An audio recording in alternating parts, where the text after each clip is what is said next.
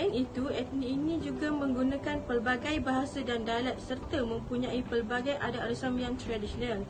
Etnik ini juga mempunyai pelbagai dialek yang berlainan. Proses alkulturasi mendedahkan masyarakat dusun terhadap norma-norma kehidupan masyarakat kaum yang lain seperti Melayu yang mengandungi unsur keagamaan Islam dalam kehidupan mereka. Seterusnya, infrastruktur etnik dusun di Sabah. Kaum dusun kebanyakannya tinggal di kawasan pedalaman dan bekerja sebagai petani atau peladang. Sesetengah daripada mereka melakukan aktiviti memburu dan juga menangkap ikan. Mereka menetap di kawasan pedalaman dan pantai barat seperti Penampang, Papar, Tuaran, Kiulu, Tampaluli, Tenghilan dan Kota Belut.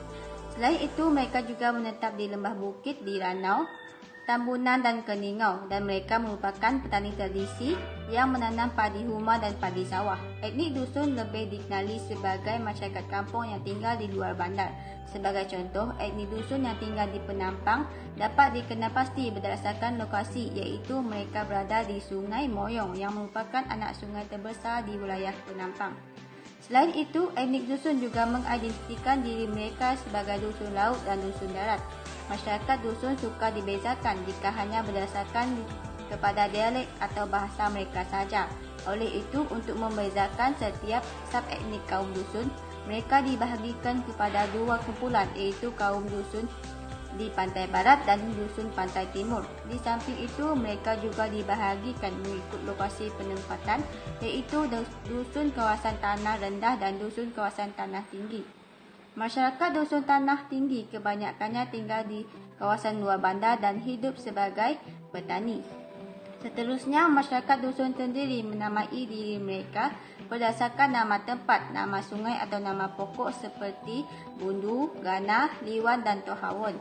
Oleh itu, etnik dusun kebanyakannya bertempat di kawasan pantai barat dan pedalaman dan mereka dikenali sebagai orang kampung.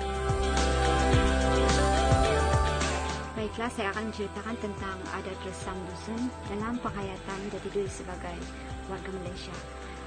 Jabatan Warisan Negara telah mendefinisikan adat resam merupakan peraturan-peraturan dan juga garis panduan yang diikuti oleh sesebuah masyarakat etnik bertujuan untuk melaksanakan hukum adat dan juga warisan amalan yang diturun-temurun oleh nenek moyang mereka.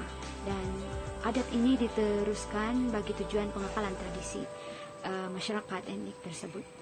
Maka di dalam masyarakat dusun ini, adat Sogit merupakan salah satu adat yang diikuti oleh kaum dusun bertujuan untuk mengekalkan perdamaian, keamanan, kehidupan yang banyak mencerminkan individu lahiriah dan juga masyarakat dusun itu tersendiri. Sogit merupakan istilah dalam bahasa dusun yang membawa maksud sejuk, menyejukkan ataupun denda. Dan ia ditentukan bergantung dengan situasi dan keadaan yang dihadapi. Dan justru itu Sogit bukanlah semata-mata bagi tujuan hukuman, tetapi juga memberi peluang kepada pesalah yang telah melanggar peraturan untuk menebus kesalahan mereka bagi tujuan perdamaian di dalam masyarakat etnik dusun.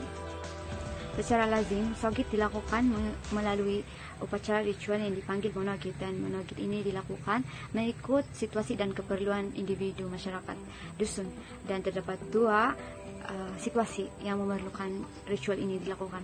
Pertama adalah bagi tujuan untuk memohon restu ataupun kebenaran, dan kedua dilakukan apabila terdapat masalah yang berlaku akibat daripada pelanggaran pantang larang. Di dalam konsep pluralisme pula, contohnya di dalam perkawinan, masing-masing masih mengamalkan peraturan dan adat masing-masing. Sekiranya salah satu pihak, yaitu individu kaum dusun itu sendiri yang telah melanggar peraturan, individu itu atau pesalah itu harus juga mengikut adat Sogit ini bagi tujuan untuk mengekalkan identiti adat masing-masing di dalam masyarakat masyarakat. Bahasa ialah satu wahana perhubungan dan komunikasi antara manusia. Dari aspek bahasa, perbezaan loan, sebutan dan edaan banyak dipengaruhi mengikut etnik tertentu. Misalnya, edaan dan terbetal suku kaum dusun dari satu daerah dengan daerah lain di negeri Sabah adalah berlainan tetapi masih berbawa erti dan maksud yang sama. Kewujudan melalui bahasa dusun ini memainkan peranan yang sangat penting kerana sesuatu prestasi atau pencapaian budaya sesuatu suku kaum itu dapat ditunjukkan melalui bahasa. Selain itu, melalui bahasa dapat berbentuklah berbagai-bagai ilmu pengetahuan. Identiti sub-unit dusun suka dibezakan dan dikenal pasti kerana perbezaan yang tidak ketara. Mereka dibahagikan mengikut lokasi penempatan, iaitu dusun kawasan tanah rendah dan dusun kawasan tanah tinggi. Masyarakat dusun tanah tinggi kebanyakannya tinggal di kawasan luar bandar dan hidup sebagai petani.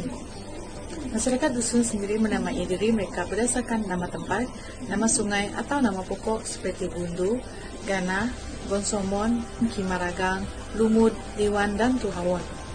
Nama-nama tersebut digunakan sebagai nama identiti dan nama bahasa dialek masyarakat dusun. Oleh itu, etnik dusun kebanyakannya bertempat di kawasan pantai barat dan pedalaman. Assalamualaikum dan salam sejahtera. Saya Anika Syarifah binti Ali Bakir dan nama metric saya adalah 65449. Poin yang seterusnya adalah peranan kaum dusun dalam mengukur nilai tanggungjawab terhadap budaya. Peranan untuk mengukur nilai tanggungjawab terhadap budaya haruslah bermula seawal di pusat pendidikan seperti di sekolah. Hal ini kerana di alam persekolahan merupakan permulanya mereka mengenal ilmu pengetahuan, kemahiran dan kreativiti pelajar untuk lebih mengenali kaum-kaum yang berada di Malaysia. Contohnya seperti kaum dusun.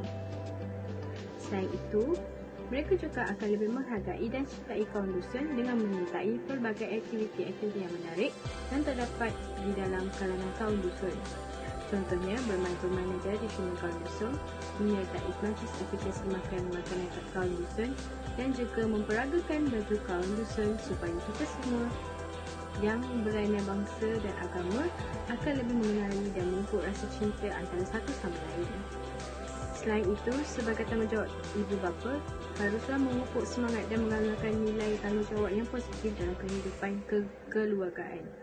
Hal ini kerana ibu bapa merupakan contoh yang paling terdekat kepada anak-anak mereka dan ianya akan lebih membantu persekitaran anak-anak membesar dengan menghormati kaum-kaum yang ada di Malaysia. Peranan masyarakat juga haruslah bersama berkelakuan baik di antara satu sama lain.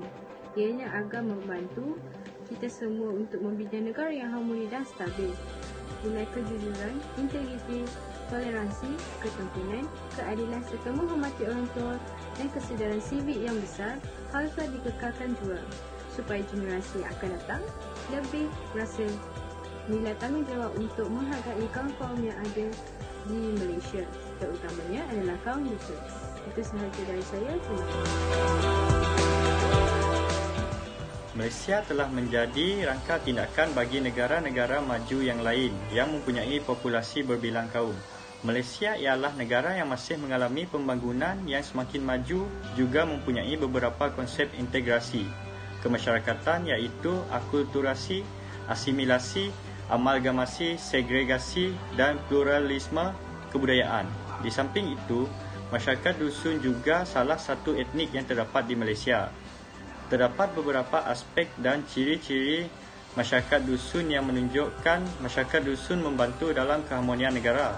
Terdapat juga usaha dalam mengekalkan semangat kekitaan dan sukarelawan dalam kaum dusun bagi membantu dalam mengeratkan lagi hubungan dengan kaum lain. Di samping itu juga bagi membantu dalam mengekalkan kesejahteraan masyarakat. Sebagaimana yang disebut, kaum dusun juga tidak lari daripada memainkan peranan mereka dalam membentuk sesebuah kebudayaan di Malaysia.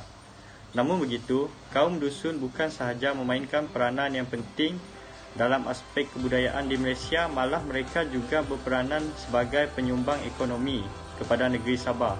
Akhir sekali, Malaysia ialah sebuah negara mempunyai nilai yang tersendiri dalam perkara ini, dihargai oleh semua warga negara sebagai penduduk di negara ini.